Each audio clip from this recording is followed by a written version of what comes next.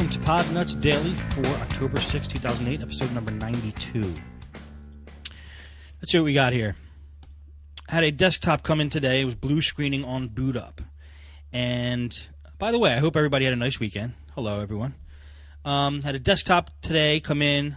It was rebooting on startup. Wouldn't get to, I think it actually would get to the Windows login screen. You have to type in your password. This is on XP, by the way. You type in your password, you hit enter, it runs for a couple seconds, and it reboots itself after it blue screens. It's one of those blue screens where you see the blue screen like a flash, and then it reboots itself. So in the menu that pops up when it reboots and it tries to start again, it says, do you want to start in safe mode? Do you want to start in this mode? There's an option in there to not have the computer reboot after a blue screen so you can actually see what the blue screen says. I always recommend doing that because the blue screen is the key to the solution. Like what it says on that blue screen could be a key to the solution. And we let it run, and it turns out it was blue screening on the non-paged area. I can't remember the error. Page fault in non-paged area, I think it was. Page fault in non-paged area, which normally could mean anything. It's pretty broad, that error. But in this case, it gave us some additional information. It said that the beep.sys file is bad, the beep.sys file. Never heard of that file, but we did a little searching online and found that if we just take the beep.sys file from an existing Windows disk or an existing Windows installation, just copy it over into the correct folder, it should work. So we did that. Everything worked. And the computer was really messed up with spyware and viruses, but at least we were able to get into the system. So we just copied the beep.sys folder over to the other, into that computer, and it fixed the blue screen. Had another desktop. We're going to try to reinstall Windows. Actually, no, here's this. It was a desktop that I acquired that I wanted to resell, and the only thing bad in it was the hard drive. So we swapped out a hard drive, put a new hard drive in, fired it up, and went to install Windows. And as we get in through Windows setup and it goes to look at the hard drive, it says the hard drive doesn't exist. Well, we know that the hard drive is brand new, so there's a couple reasons why it wouldn't be able to see the hard drive. Most common is hard drives either not powered up or not plugged into the motherboard. Sure enough, we opened the computer, the plug was halfway into the motherboard, halfway out. As soon as we pushed that all the way in, then the computer was able to recognize the hard drive, and we were able to install Windows. That was an easy one. I was doing 2 power jack repairs today, and like I've been saying, I videotaped. There's not really much I could say about these power jack repairs. They were pretty standard, but I videotaped them for the laptop videos that are coming out. So one was a kind of an innovative technique, I guess you could say, a time-saving technique I used, where I didn't actually open the whole laptop. I just opened up enough where I can get to where I needed to in the power on the motherboard and the power jack, and you'll see on the videos. Anyway, 2 power jack repairs done out of the way. Last day we got a Dell Inspiron 9000 in, and these things are monstrosities. It's like a brick. Probably weighs 15 pounds, 10 pounds. I don't know exactly how much it weighs, but the problem with this one was when the customer started it up, he hit the power button. The screen would flash. You'd see a flicker. You would see something on the screen. Then you wouldn't see nothing. It would be total blackness.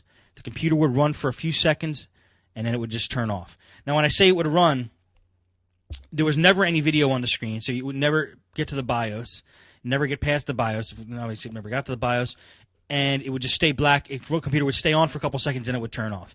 In my experience, this is either a processor or the motherboard. Didn't get a chance to pop that thing open, but tomorrow I will do that, and then I'll let you know what happens with that one. That's pretty much it for the shop today. Anything special I missed? I'll think of it later. This weekend I bought myself a toy. I got every once in a while, and I got to buy myself a new laptop, and just play with it for a couple months. I can't help myself. I just have to do it. And then I usually sell it. So it's not like I have 10 laptops in my house. I actually have my MacBook, and then I bought an Acer laptop. A cheap one over at Best Buy. You know, it was like it was on $449. It was an Acer Extensa 4420. Acer Extensa 4420, $450, 2 gigs of RAM, Vista Home Premium, dual core AMD chip. I didn't put out the money for the Intel chip, but here's what I was thinking of doing with this computer. You know, I take laptops apart all day, and I know that I'm able to get to a processor easily. this thing didn't come with necessarily the most powerful processor, but I could go on eBay and buy like a Torion X2, like top of the line AMD chip for like $100, $150, and then have like a premium speed laptop without paying the premium price. You know what I mean? Just by opening it up and putting the chip in myself. Haven't decided if I want to do that yet, but I think I might just hot rod this laptop. I never really hot rodded a laptop per se, but let's see what else we got here.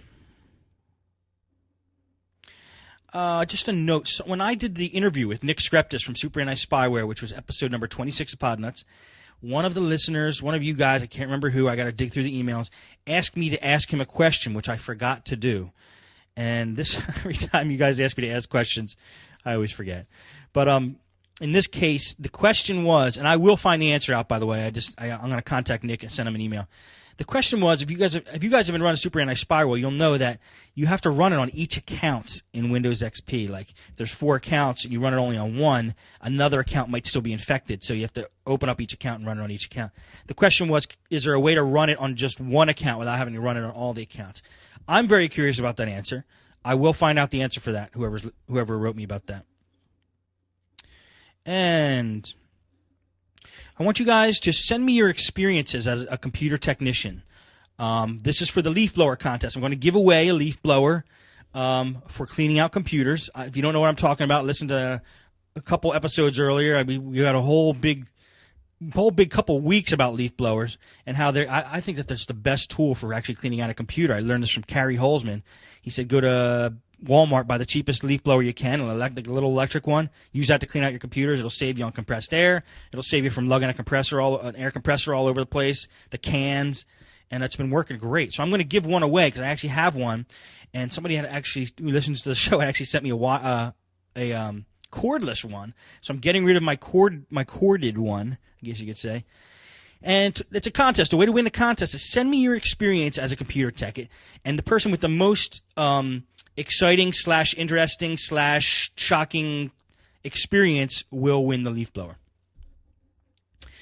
Mail me at podnutsdaily.com or mail at podnutsdaily.com. That's the email address to mail me for the contest. Just send me an email, mail at podnutsdaily.com with your experience, and you will be entered in the contest. Let me play a message here from Eric. Sent me over Skype. And then we'll get to some emails and some other stuff if I forgot anything. Here's Eric's voicemail. Hey, Stephen, friends. It's Eric. I got another story for you guys. If you want it, or if you don't want it, I guess you're going to listen anyway. At least Steve plays it. So here's another story. This happened to me a few years ago.